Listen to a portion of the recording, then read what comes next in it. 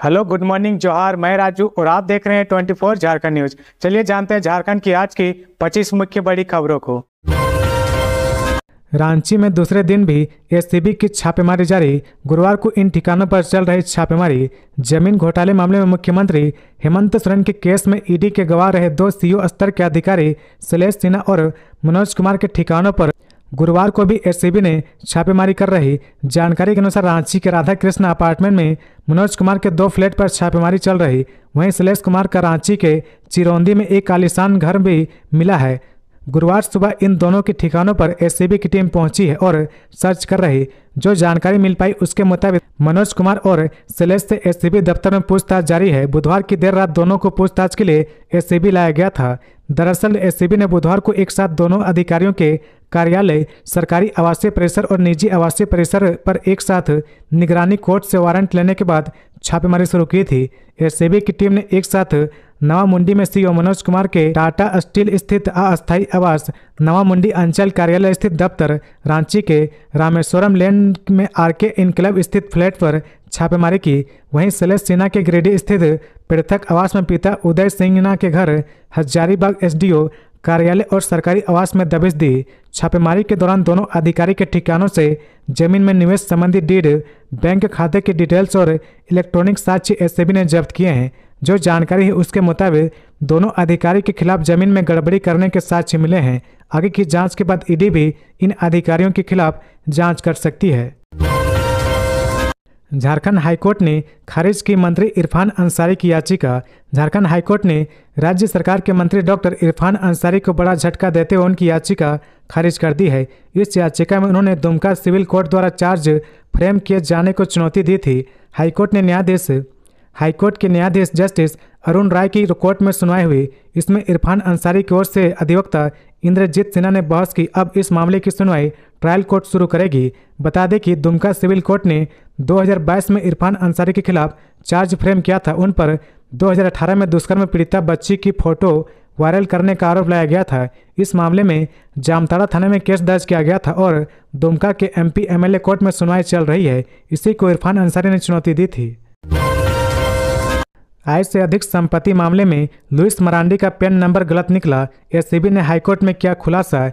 Anti corruption bureau ACB ने बुधवार को झारखंड हाईकोर्ट में रघुवर सरकार के 5 मंत्रियों की आय से अधिक संपत्ति मामले की जांच को लेकर दायर जनहित याचिका के तहत शपथ पत्र दायर किया गया। मामले में 20 सितंबर को अगली सुनवाई होगी। एसीबी डीएसपी की ओर से शपथ पत्र दायर किया गया।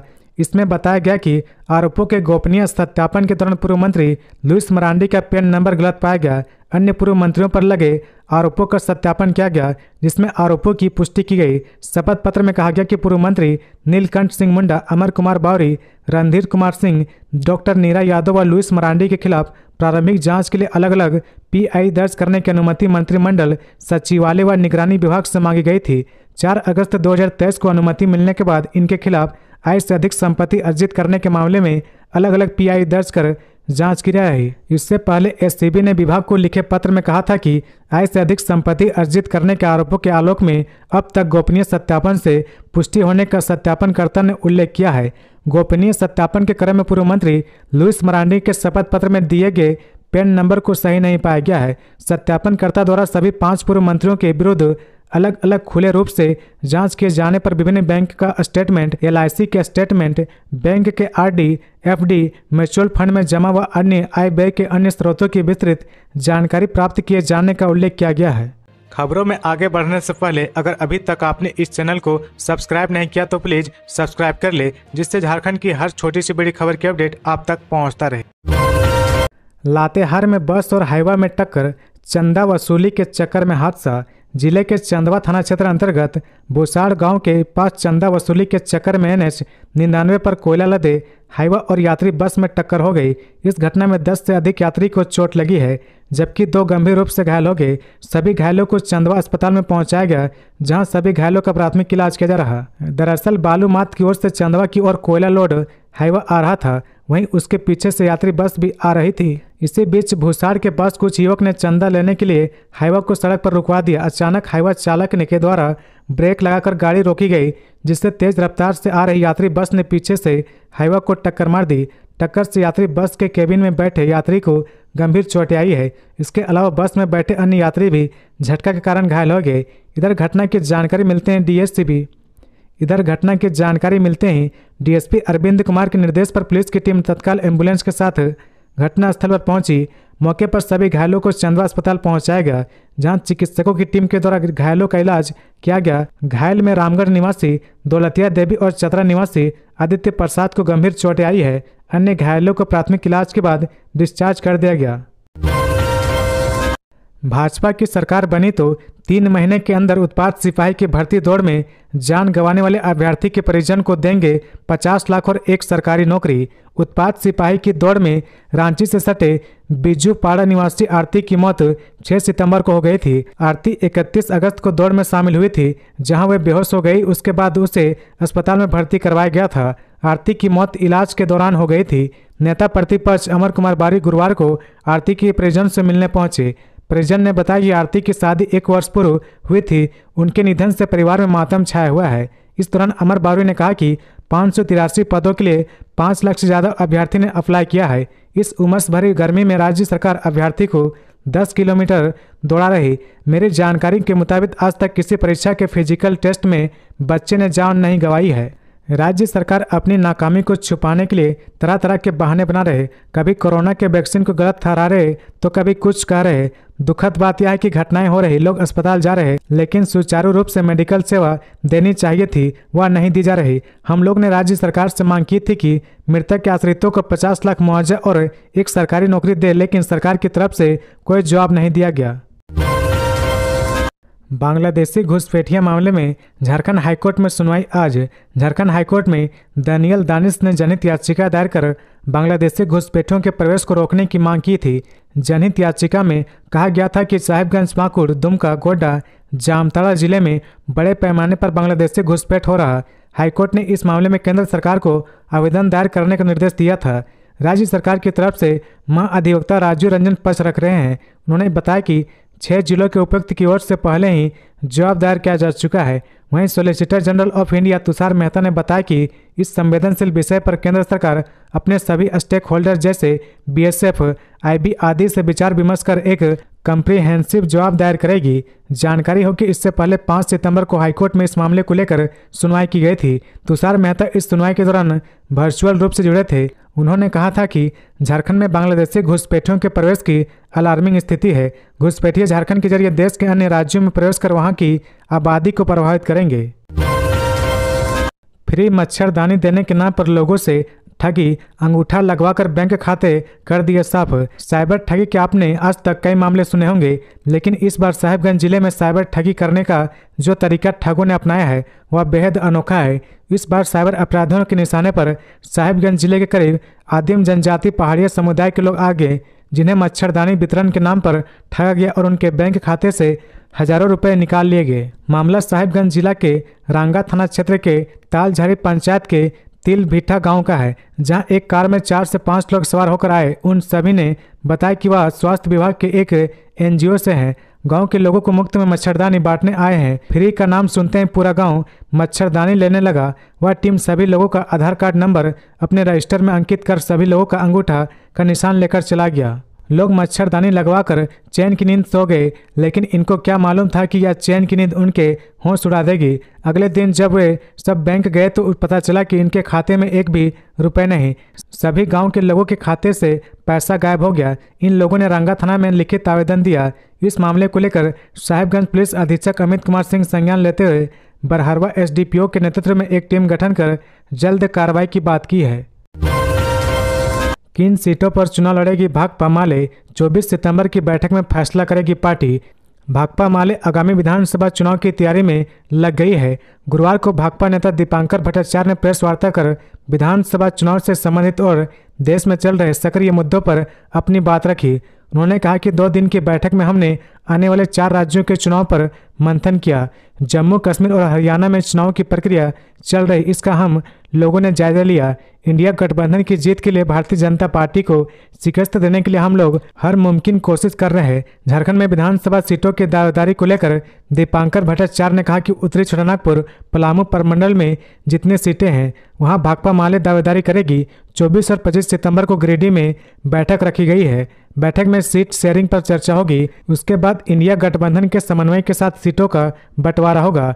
कहा कि गौ रक्षा के नाम पर हिंसा और हत्या की खबर आ रही, इस मामले में सुप्रीम कोर्ट को संज्ञान लेने के संबंध में हम लोग इस पर वैसे आरोपियों को जो गौ रक्षा के नाम पर जो लोग हत्या कर रहे हैं उन्हें आतंकवादी की श्रेणी में गिना जाए। बुलडोजर से जो घरों को तोड़ा जा रहा उसे लेकर सुप्रीम कोर्ट ने चिंता व्यक्त की है। सुप्रीम कोर्ट ने एक गाइडलाइन जारी करते हुए बात कही कि जिसे हर राज्यों में लागू की जाने की बात हो रही।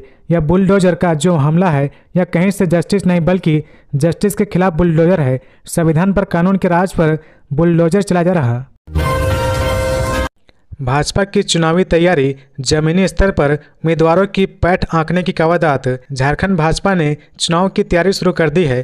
पहले फेज में जमीनी स्तर पर उम्मीदवारों की पैठ आंकी जा रही। बुधवार को राज्य के सभी 81 विधानसभा क्षेत्रों में संभावित उम्मीदवारों के नाम को लेकर राय मशवरे की गई। हर विधानसभा क्षेत्र में अलग अलग स्तर के पार्टी पदाधिकारी से उम्मीदवारों का नाम पूछा गया।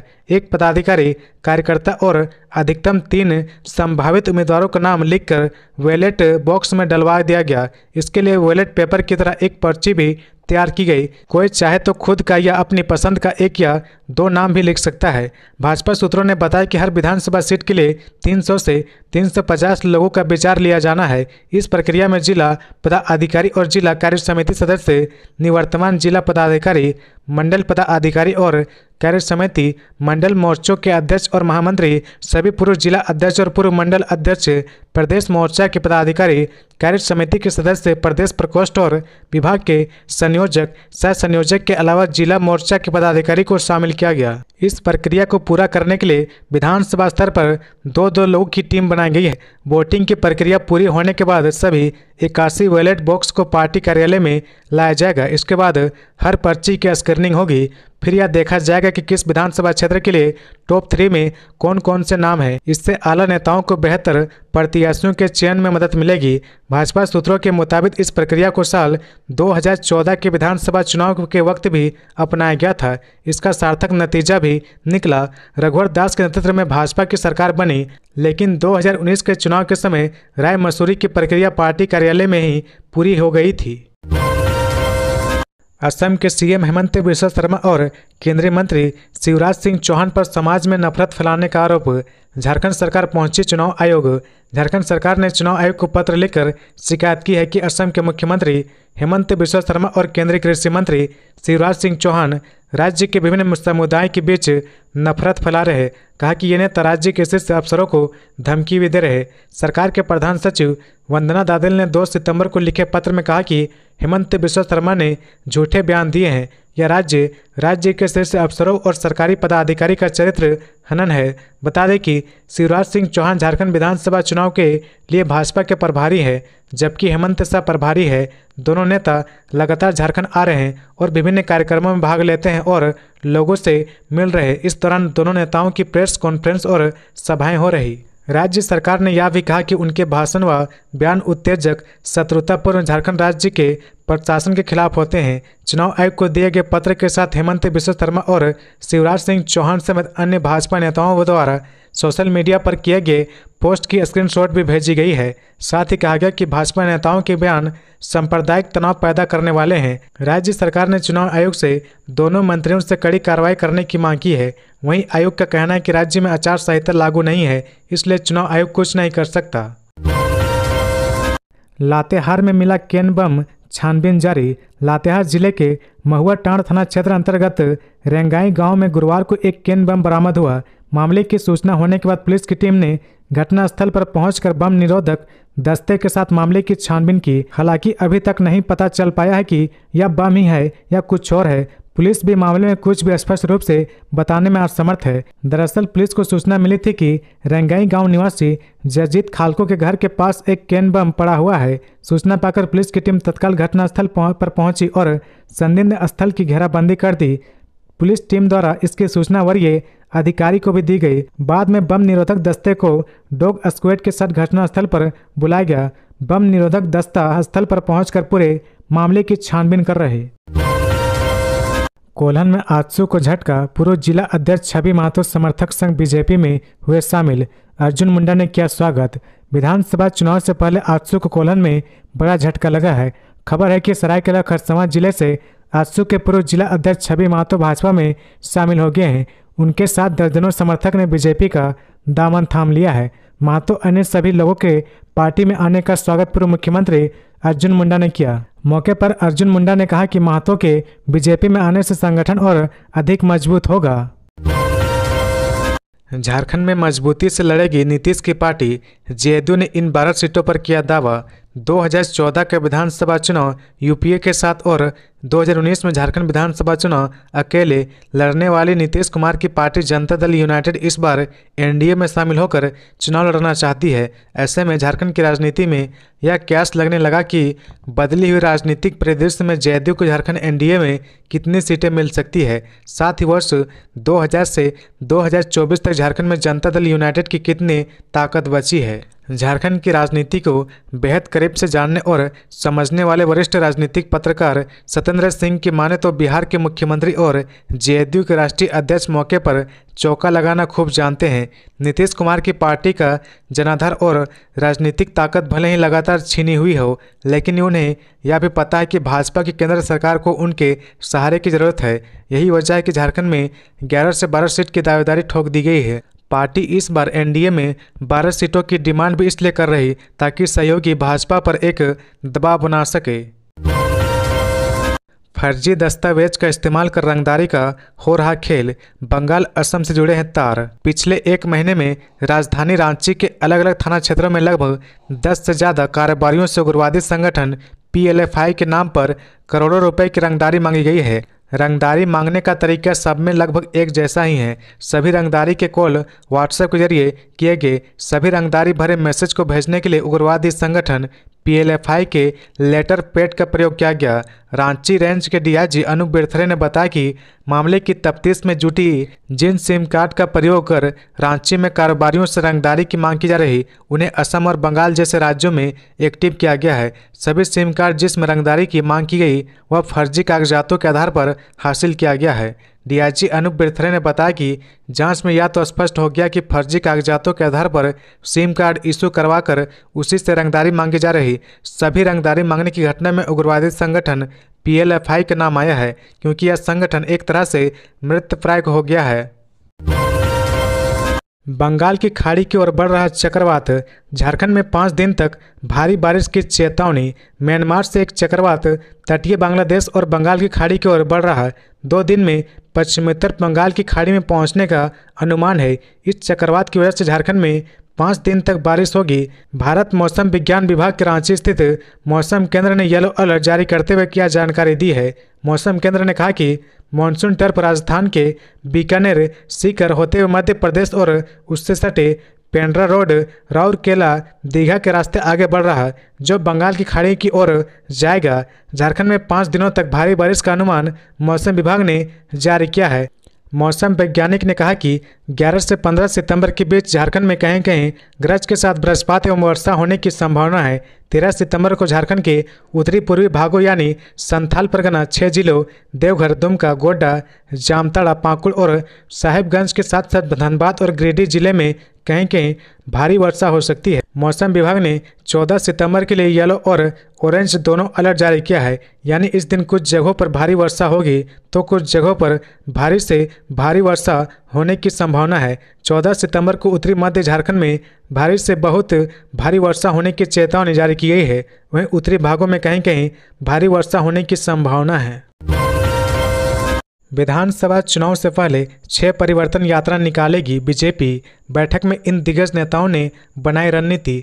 मंगलवार को बीजेपी प्रदेश कार्यालय में आगामी परिवर्तन यात्रा को लेकर बैठक की गई। इस कार्यक्रम में बीजेपी प्रदेश अध्यक्ष बाबूलाल मरांडी, केंद्रीय मंत्री सह झारखंड विधानसभा चुनाव प्रभारी शिवराज सिंह चौहान, असम के मुख्यमंत्री एवं झारखंड विधानसभा चुनाव सह प्रभारी हेमंत बिश्वा शर्मा, केंद्रीय मंत्री अन्नपूर्णा देवी, प्रदेश संगठन महामंत्री करमबीर सिंह, क्षेत्रीय संगठन महामंत्री नगेंद्र त्रिपाठी, नेता प्रतिपक्ष अमर कुमार बौरी, राज्यसभा सांसद दीपक प्रकाश, अनुसूचित जनजाति मोर्चा के राष्ट्रीय अध्यक्ष समीर उरांव, राज्यसभा सांसद सह महामंत्री प्रदीप वर्मा, सांसद, विधायक, जिला अध्यक्ष सहित कई पदाधिकारी उपस्थित रहे। मिली जानकारी के अनुसार बीजेपी राज्य में विधानसभा चुनाव से पहले 6 परिवर्तन यात्रा निकालेगी। इस यात्रा का नेतृत्व राज्य के बड़े नेता करेंगे। इस यात्रा में राज्य के बाहर के बीजेपी नेता भी शिरकत करेंगे। परिवर्तन यात्रा 19 या 20 सितंबर से होने की संभावना है। पार्टी की ओर से कहा गया कि जल्द ही इस संबंध में घोषणा की जाएगी।